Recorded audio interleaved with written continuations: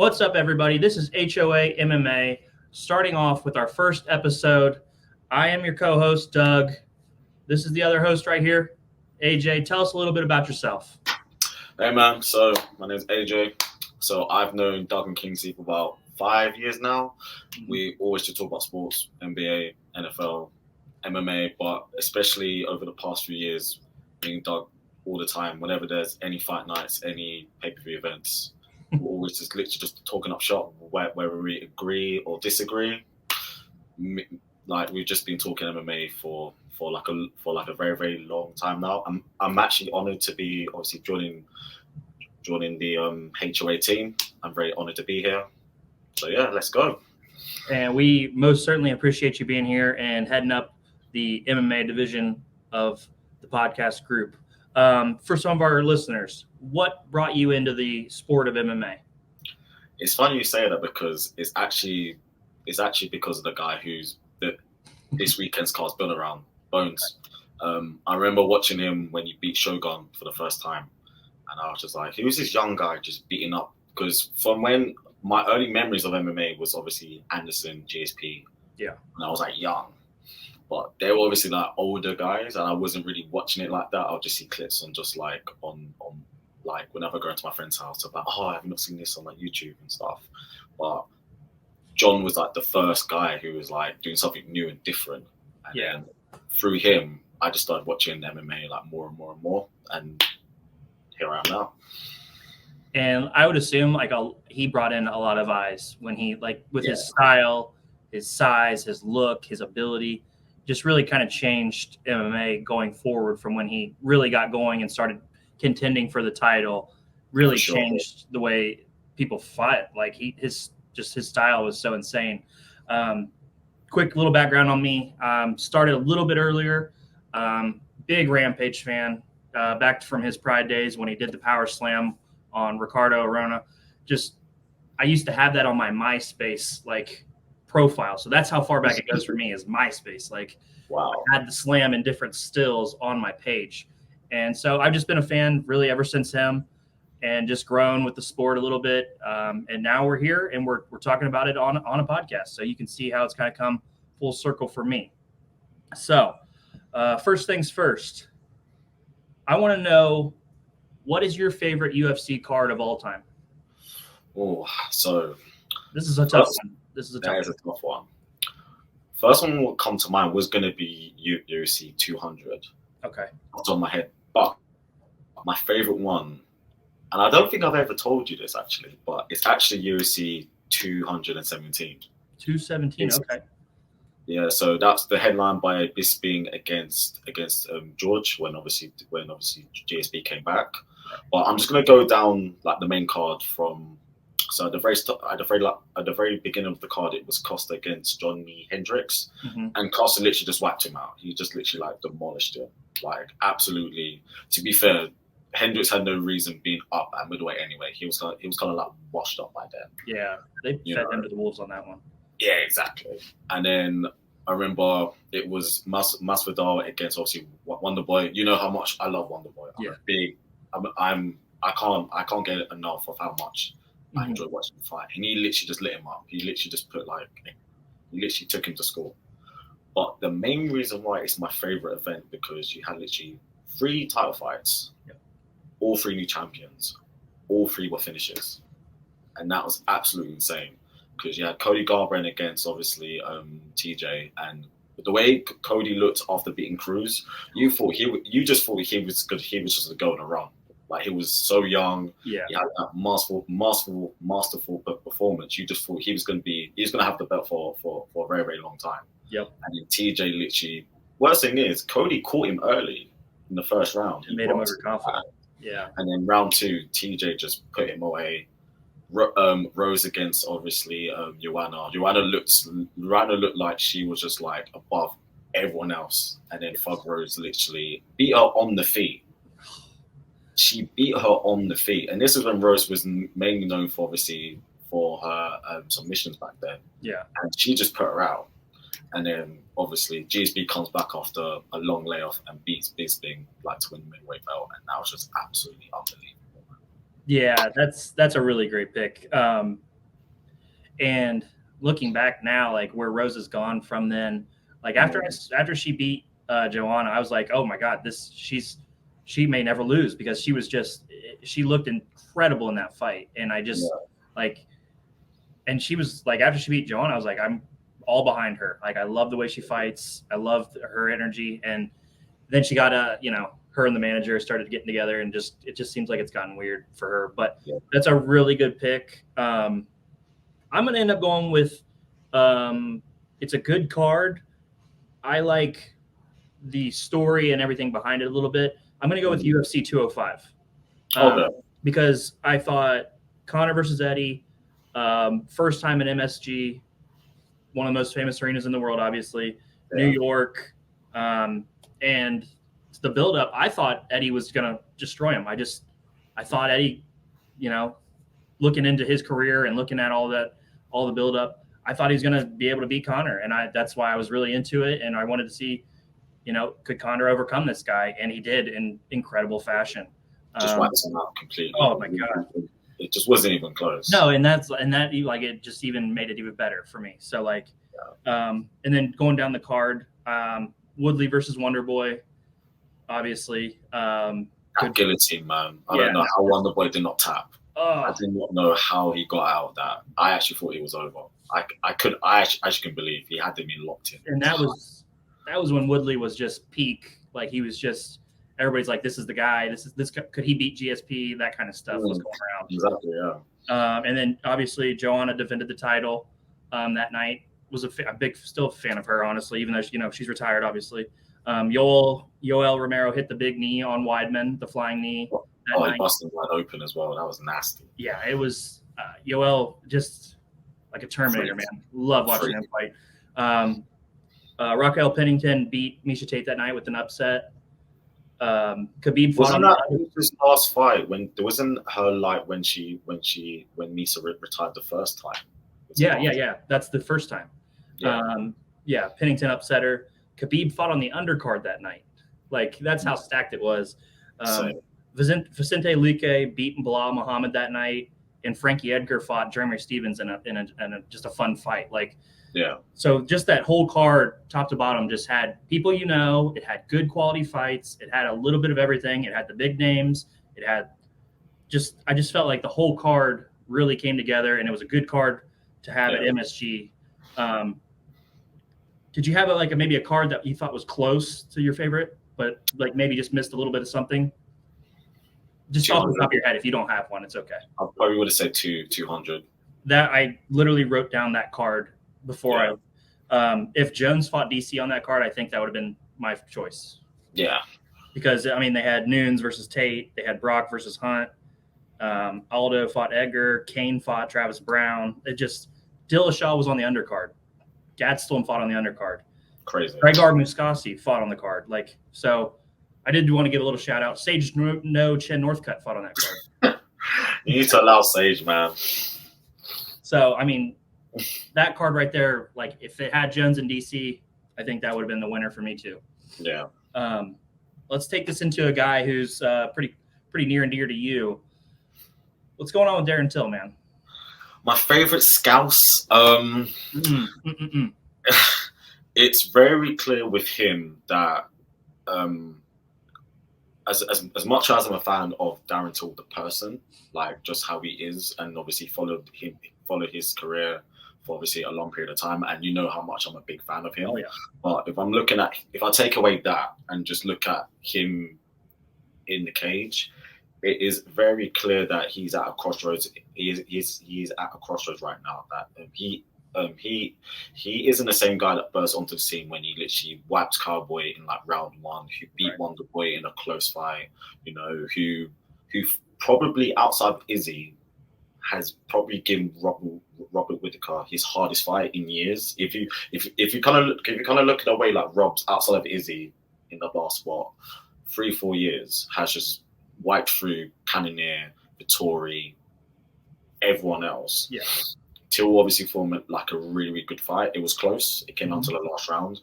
But I think with Till, it's two things. One, it's up here. Like mentally, he's he was very confident in himself, and now you can see he's very much like shot in that aspect. And two, he just can't stay healthy. Like he has so many injuries. Like he's pulled out of the Vittori fight, he pulled out of the Joker fight. You know, and not to give him any excuses, because against when he was going in to fight Derek Brunson, he was hurt, and he only went through it because he thought. He was looking at what people said on Twitter too much. He's always pulling out, he's always injured, and he fought hurt. And to be fair, once you fight, you don't have any excuses. If you're hurt, you're hurt, because no one's going to be like 100%. So, but he had a really bad injury going into that fight. But it is very clear that either his training needs to change, or because he has so much other things outside of MMA. Mm-hmm. Maybe he needs to strip that away and just focus on fighting. It's like it kind of looks like he's basically doing too much. And that's we've obviously talked about Darren. I've poked some fun at you over Darren, more recently because of some of his shortcomings. He's a guy that you see him on a fight card and you want to watch. You want to watch him fight, and unfortunately, that's started to dwindle because you don't know if he's going to show up on fight night. You don't know if he's going to get hurt. And then obviously, like you said, against Brunson, it wasn't there. Like, it just wasn't there. We've established he was hurt, but it just didn't look like he wanted to be there anymore. And his last fight was bad. His last fight. Against Duplessis, it just was another bad loss. There's just not a lot you can say about it that is positive for him right now, unfortunately.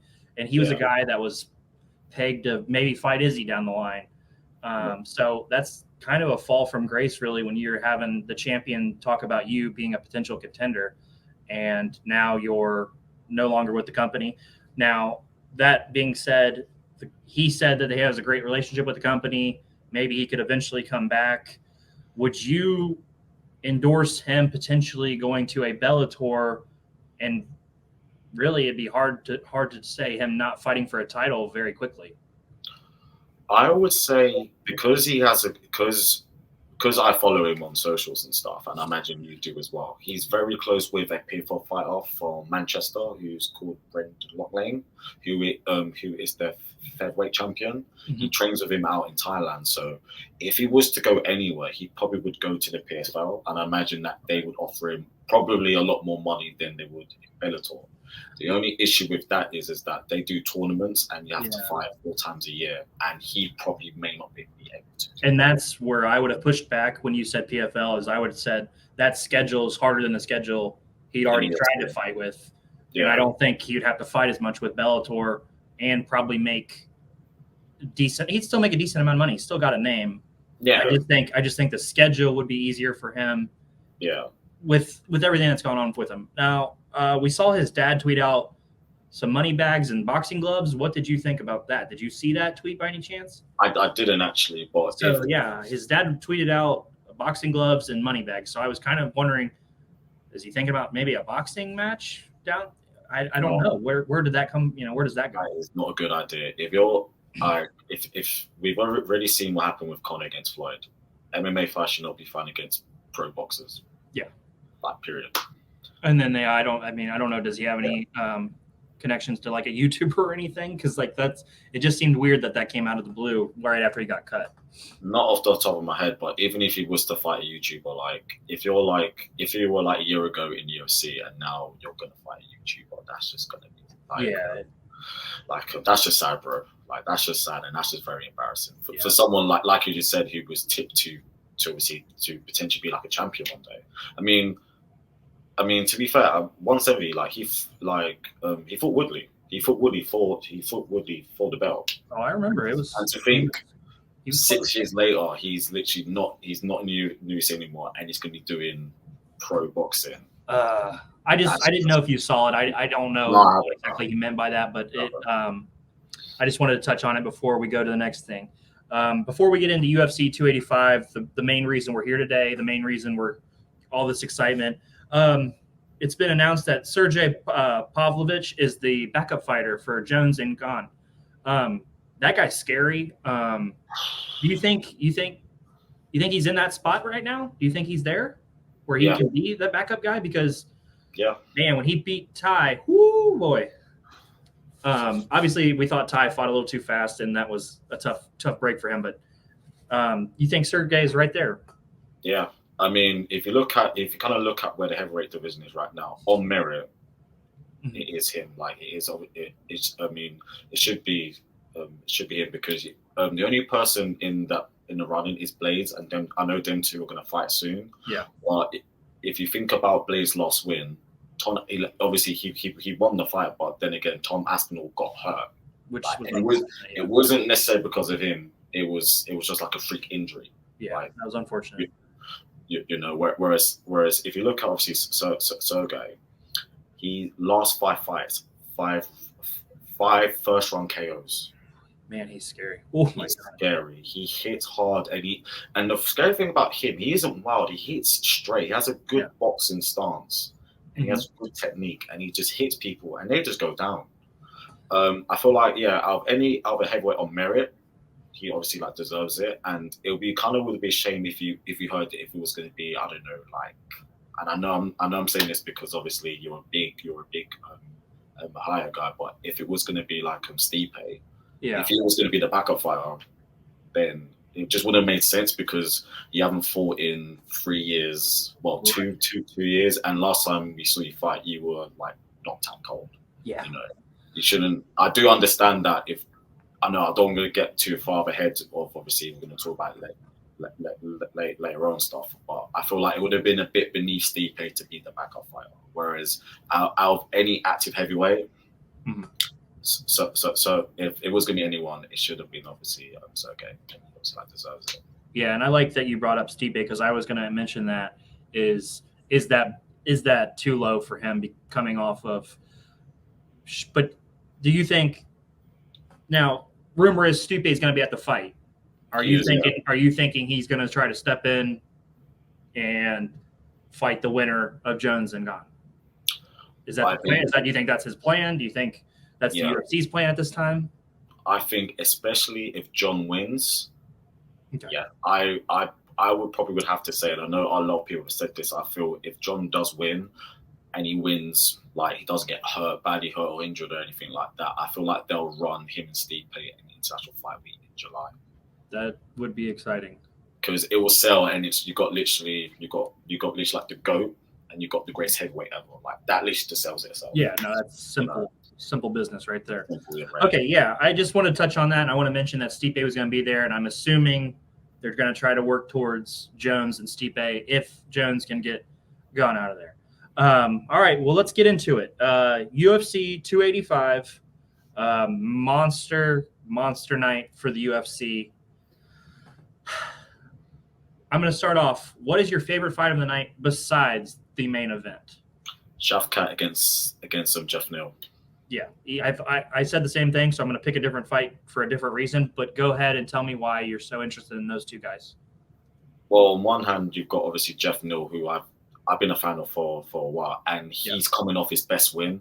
He looked good against Luque. First person to actually like knock him out, and he knocked him out bad.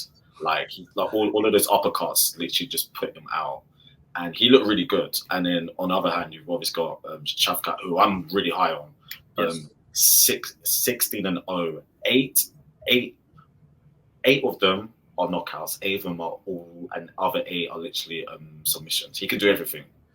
Yeah, and he's making it look easy. He looks so rounded, and he's beating people like Neil Magny in the second round, and he's not even like breaking a sweat. So it'd be kind of good to see how. My question for that fight is, and the reason why I'm so interested is, can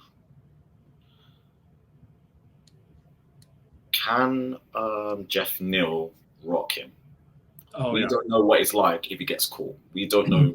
We don't know if he has a chin or not, and that kind of what makes the fight so very interesting because it is the same paper that obviously Shavkat is just going to run through him. He's going to do what he always does, but obviously you'll find a fighter who's on red hot form, and he has crazy power, not just from his punches, his kicks as well. Because I remember against Mike Perry, he landed a mean head kick and wobbled him. Yes. badly. So, and to be fair, styles make fights. Mm-hmm. So, and that's probably the fight that I'm really looking forward to see the most. Now, do you think that catching him is the only way that Neil can win that fight? Yeah. Yeah. So, if which I circled that fight. I'm in the same boat. It would be really cool to see Neil pull off the upset. I'm just gonna come out and say it. I like him. I've always been a fan of him. Like the way he fights. I like the way he handles his business. He doesn't make excuses. He's a fighter first. I'm gonna pick. I'm gonna pick Bo Nickel versus Jamie Pickett for a different reason. I think people have decided that Bo Nickel's already a championship contender. Some of the stuff I've seen on Twitter and social media, people are talking about him being able to beat Robert Whittaker today. And that's crazy. To me, that is such a far-fetched jump from reality. Yeah. And that's what I was like. This guy could lose. He could lose Saturday night, and that is all gone. And like, I don't think he's going to lose. I'm going to pick him to win. I'm interested to see him fight main card, a little more pressure, a little more emphasis on his fight, more eyeballs on the fight. Let's see how he handles it. Pickett's 13-8. Obviously, we know he's not fantastic, but it's a fight, and anybody can get caught, anybody can get beat. Yeah. Let's see Bo go out and dominate, but that's still, even a win this weekend doesn't change the fact that he's not on that level. He's not there yet, and we're pushing this guy very hard. I understand being the American wrestler and all that kind of stuff, but like, it might be time to pump the brakes a little bit. Let's get this guy a couple wins on the main card in the UFC before we just decide this guy could beat Robert Whittaker. I don't know. It was a lot for me, so I'm going to pick that fight because I'm going to be watching to see how he handles a little extra pressure and a little more emphasis on his fight. For sure. All right. Let's get into it. We're going to start with the prelims. What do you think? Prelims, who are you looking at? Who's going to make a splash on the prelims? I'm excited to see Cody back out there. He's taken it on the chin a couple times, obviously. A little bit. He's left his camp. He's at a new camp. He's trying some different things. His original fight got canceled. Trevin Jones hops in for him. Can Cody get back on the winning train this Saturday night? Yeah. If you look at it on paper, Cody should win. Mm-hmm. But my problem is, and this is my problem with him now, is that all it takes is one shot and he can just and literally that's it. Like, it's unfortunate how far he's fallen, man. Like, he's very, very gun shy as well, man. Like, he's very gun shy. Like, in his last fight against obviously Kai France, obviously he dropped down. He obviously moved down in weight. Mm-hmm. He was clearly the bigger guy by far, and Kai was just waiting. He was just waiting, mm-hmm. And when he landed, like after I know obviously he didn't get after when he got caught the first time he dropped and he managed to get himself back up, but after that, like, the fight was done. Yeah. So my thing with Cody is, are we going to get the Cody who knocked out Assunção when he got like that last minute on the buzzer, clean shot, looked good, fast hands? Or are we going to get the Cody for in most of his last fights, like where either he gets knocked out, like in his last fight, or like in his fight before against Rob Font, when Rob literally just put on him. He just beat him up. Like, he literally just beat him up. So it kind of just says, if Cody is able to obviously take a shot, he should win. Okay. But he has to go for it. Like, he cannot be gun shy now. I'm obviously pulling from Cody, Ohio guy. Yeah. I want to see him get a takedown. I want to see him wrestle. We know you fight. We know you, but it's cost you fights. It keeps costing you fights. Just fight to win. He's a wrestler. He started as a wrestler. He's a wrestler. We know you got hands. Take this guy down. Let's show some control. Yeah. That takes us, now that we've kind of transitioned into takedowns, Brunson versus Duplessis. What do you think? Where are you going? It's really simple. If Brunson is able to take him down, he Mm-hmm. wins easily. Yep. If it stays on the feet, Duplessis is most likely going to go and knock him out, and it's really that simple. It's really that simple there.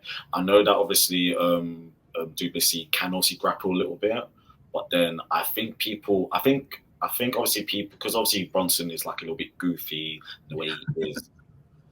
Like he's a really good wrestler. Like he's probably the best wrestler in that division. Probably out. It's probably gonna be between him and probably Joker. But if you're talking about just like pure wrestling, in terms of like in terms of against the fence, double leg, he is great at that. So it's just a case of which one can obviously implement their style more. Okay. And I'm with you there. I'm gonna take Duplessis. I think he catches him, So but I do think I'm gonna go Duplessis TKO in the second round. I think I like the way Brunson comes out and fights. He gets you down, he controls you for that first, but I think after Duplessis gets taken down at least once, I think he can handle it a little bit better. He knows where Brunson's gonna attack. I'm gonna take Duplessis to get the TKO. The only thing I'll say on that fight is if it does go to round 3, I will favor Bronson only because Drakus gasses out.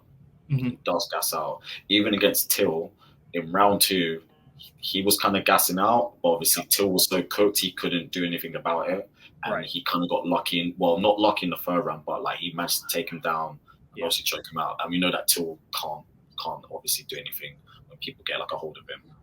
But I would, it's so frustrating. But then even if you look against his fight against Brad, in the third round, he was fading. Yeah, he was fading that fight. So if Brunson can kind of like tire him out and mostly drag him late into the third round, and Brunson's good at that. I mean, he's really is exactly, and obviously and Brunson is obviously have way more experience. Like he knows how to condition himself. He's been in five round fights before. So I would probably say for me, if it kind of ends in round 1, I'll favor obviously Drakus. But anything after that, I would lean towards Brunson. All right, make a decision. I want to hear it. Brunson by unanimous decision. I like it. All right, let's go. Rebos versus, I don't know. I'm not going to say this correctly. How do you say her name? Araju? Yeah, I'm not great with that pronunciation, but you guys know who I'm talking about. Who you got in that fight, and how does that shake out? I am a big fan of Miranda Hebas, but she's one of those ones where like she's very inconsistent and she's kind of been on like a little bit of like a downward slope. Yeah. Recently, so and Araju is good, and like she has hands. Yeah. So I favor her. Okay, you're taking her. Yeah. I didn't realize she was 36 already. I didn't realize she was that old. She's been going for quite a while. I'm gonna lean toward Rebos. Like you said, she has been on a downturn. I just have always been a fan of her. I'm gonna stick with her for this fight. I'm gonna take her to win. I'm gonna give it a decision, not a unanimous decision, split decision for Rebos. Okay, that takes us into Julian Marquez versus Marc-Andre Barriault. The Cuban Missile Crisis. There you go. Marquez by KO.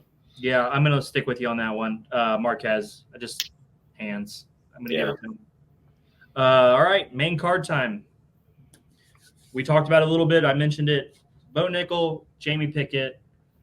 Does Jamie Pickett stand a chance?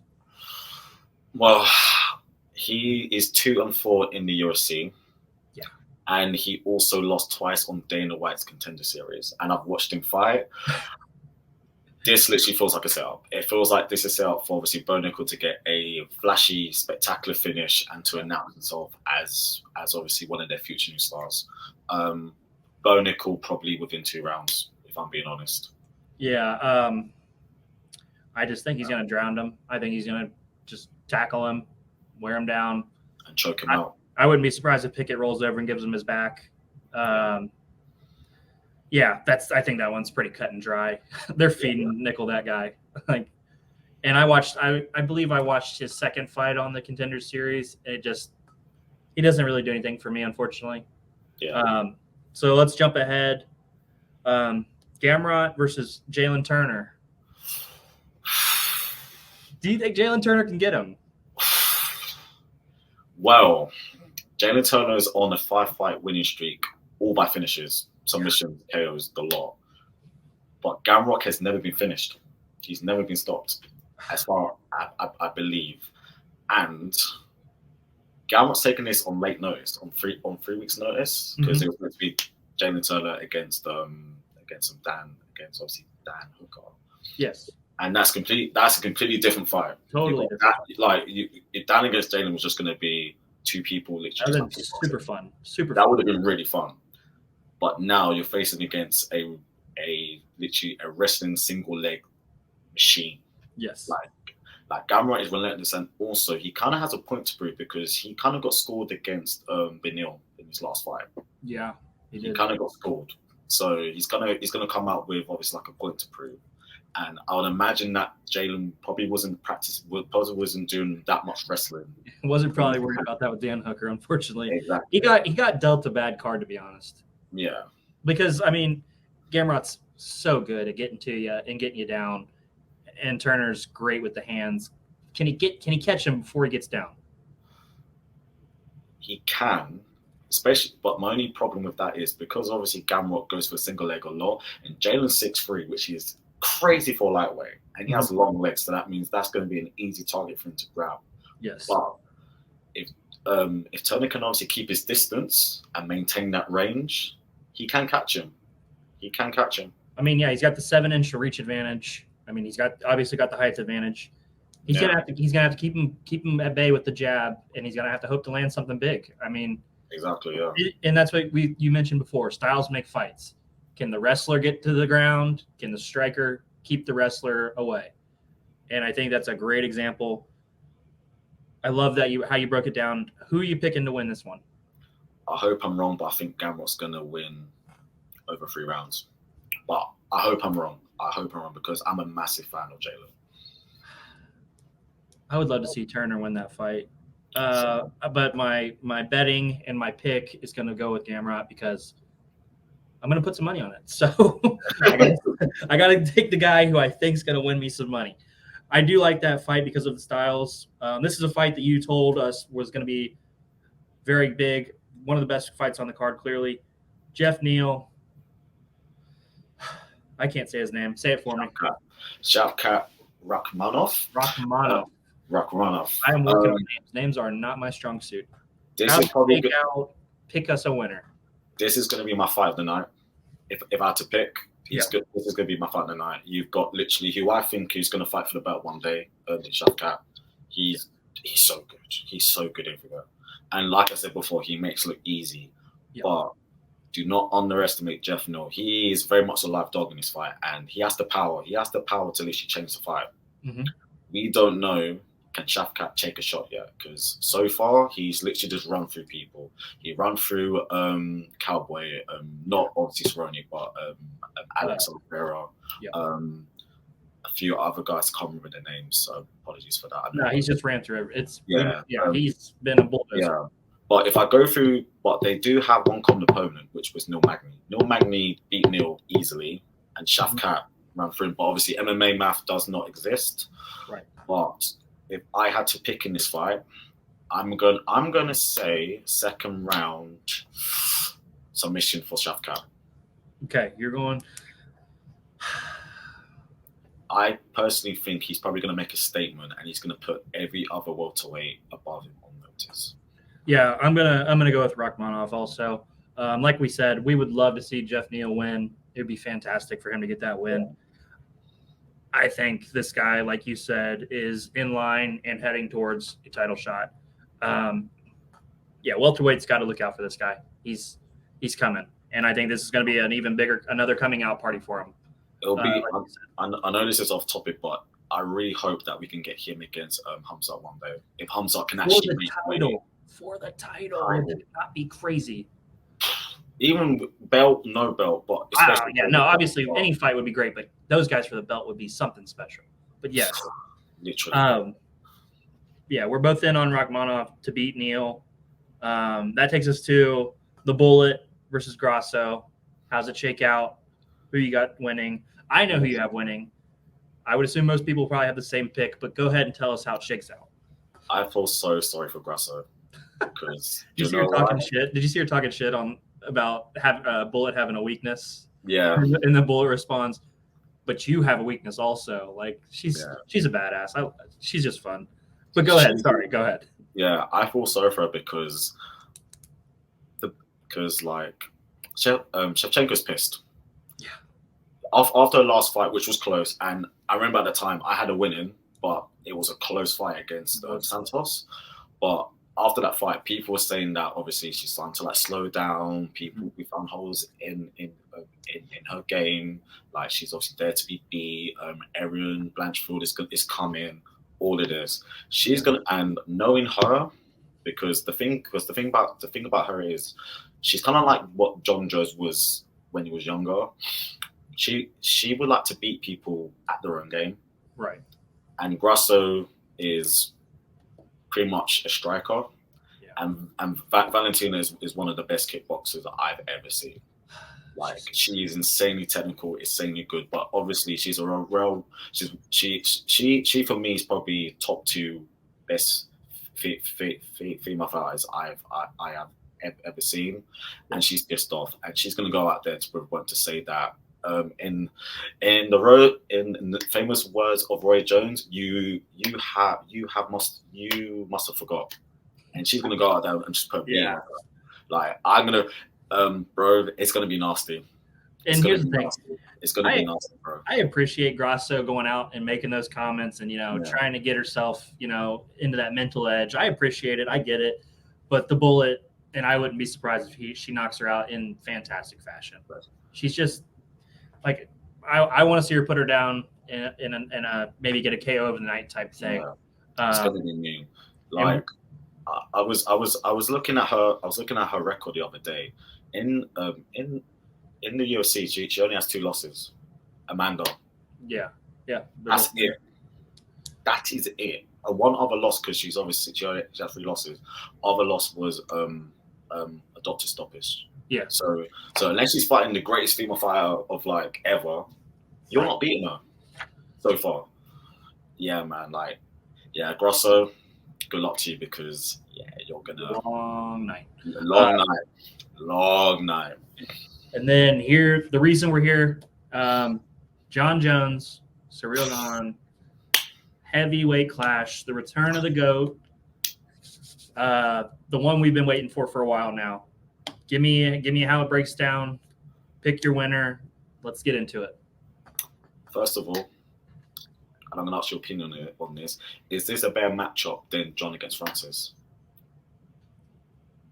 Do you mean like technically? Yeah. Okay. Yes. I think Gane is a better fighter than Francis. Francis obviously has the power, the frightening power,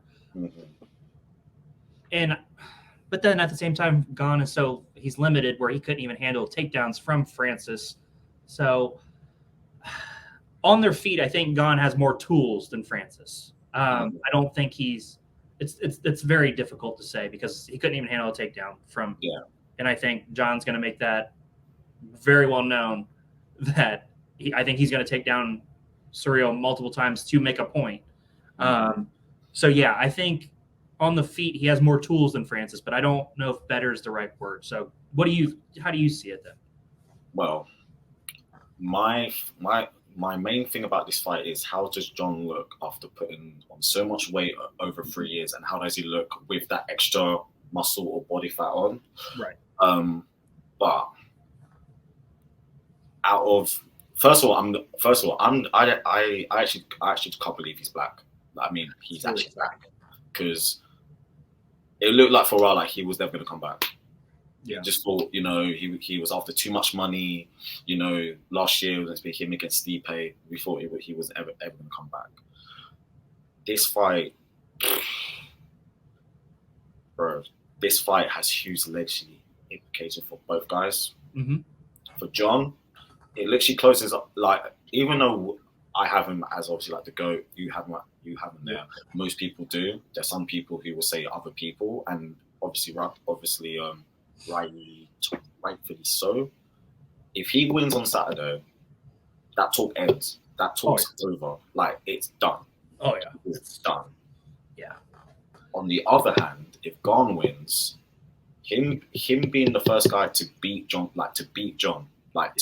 I know we all know about Mark Hamill and like the one loss. Yeah, the one loss, but yeah, for Garn, him being known as the first guy to beat John Jones is bigger than him winning the belt. For sure, for a legacy, yeah. Yeah, massive. Yeah. How it actually plays out, John has to be able to take him down. He has to. Yeah. Because I'll be honest, and this is a wild thing, and this is probably the first time I would ever say this about John Jones fighting. If this fight stays on the feet, it's a long night for him. It's a long night for him. That's fair. That's a fair point. You can arguably say Garn's probably the best striker he's probably ever fought against. Well, he fought Chael Sonnen, so let's slow down. bro. Go ahead. I just undefeated. Go ahead. I'm sorry. I wanted to slide that in for you. No, that's cool. But yes, best striker he's fought. He's fought, and Garn's good. Garn's so quick, so slick, and he hits hard. I know people think, he's just he's very technical and he's just slick and he does put people away. He hits hard. Like if he lands a few combos clean on John, he's gonna feel it. Mm. And I know John has never been knocked down ever, ever. Because I know against Reyes he got knocked down, but it was more like a slip than him getting hit. Yeah. But I feel like with John, he has to mix it up. And if he does, and he's very much what he was at 205, he wins easily. Yeah. He wins easily. Yeah. But if he's obviously like slowed down because he's older, 3 years out, handling all the extra weight, it could be one of those ones where he's basically moved up too late and Garn is too young, too good, too fast, and literally just lights him up. I got like a nervous energy. I'm just pumped to see John back in there and see somebody so good like Garn fight John is so exciting. Pick your winner. Let's hear it. Even after all of that, round 3. Yeah. John finishes him. Finishes him around 3. Finishes him in. All right, let me write that down. Round 3. But I'm going to be nervous as hell watching that fight. I am also going to pick John Jones. I was alarmed to hear Surreal say that he doesn't train until he's got a fight booked. I thought that was kind of alarming when you're going to fight somebody as good as John Jones. But I understand. I think it could be a mind game. It could be whatever. But I think John Jones cements himself as the GOAT for the next 50 years until some other alien comes down and takes over the sport. I want to see him do it. I think it'd be crazy to see him throw that spinning back elbow out and catch him and just see the old John Jones go to work. I got John winning.